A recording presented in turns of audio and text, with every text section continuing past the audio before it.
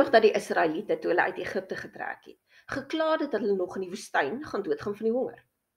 Die Bybel sê dit was maar 2 maande na hulle uit Egipte weg is. Die hele volk het by Moses en Aaron gekla dat hulle liewer maar in Egipte moes doodgaan, want daar het hulle ten minste kos gehad.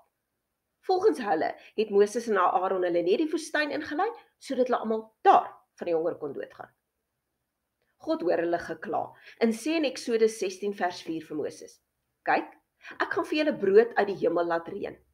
Dan moet die volk uitgaan en genoeg vir elke dag bymekaar maak, sodat ek kan toets of hulle my wet sal volg of nie." Daar's baie wat ons uit hierdie gedeelte kan leer, maar ek wil op die volgende dinge fokus. God sê vir Moses dat hy brood uit die hemel gaan laat reën. Die manna, want dis wat die Israeliete dit genoem het, was dis 'n geskenk uit God se hand. Hy het dit op bonatuurlike wyse vir hulle voorsien en hy was dis die bron daarvan.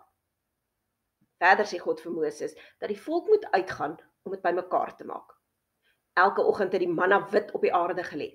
God het dit dus elke oggend voorsien. Maar dit was die mense se verantwoordelikheid om uit te gaan en dit bymekaar te maak.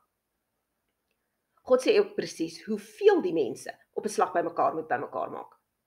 In verse 16 tot 18 lees ons dat elkeen soveel bymekaar moes maak as wat daar mense in die gesin of familie was wat moes eet.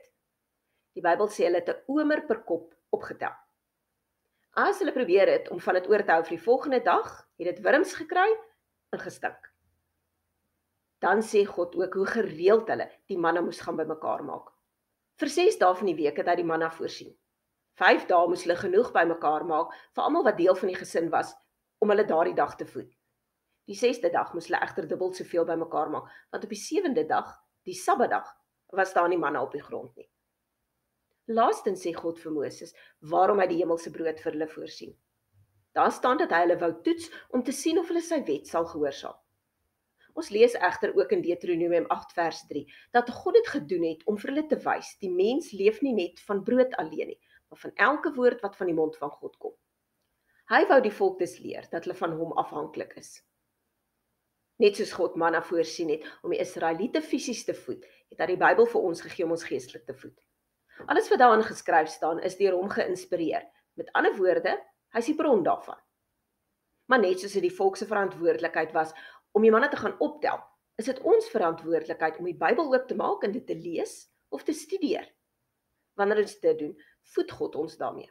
Hy versterk, bemoedig, verkoop, ondersteun en vertroos ons met die woord.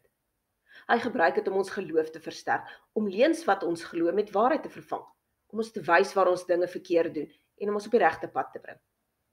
Daarom is dit so belangrik dat ons elke dag 'n punt daarvan maak om tyd in die woord te spandeer.